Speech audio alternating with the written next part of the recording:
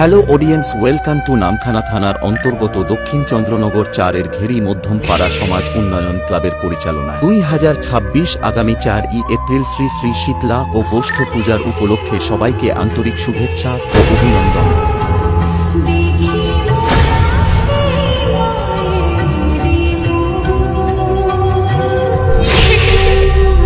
এবং 7ই এপ্রিল সমস্ত ড্যান্স প্রেমী বন্ধুদের আনন্দ দিতে আসছে নাদিয়া থেকে অরূপ ড্যান্স একাডেমি।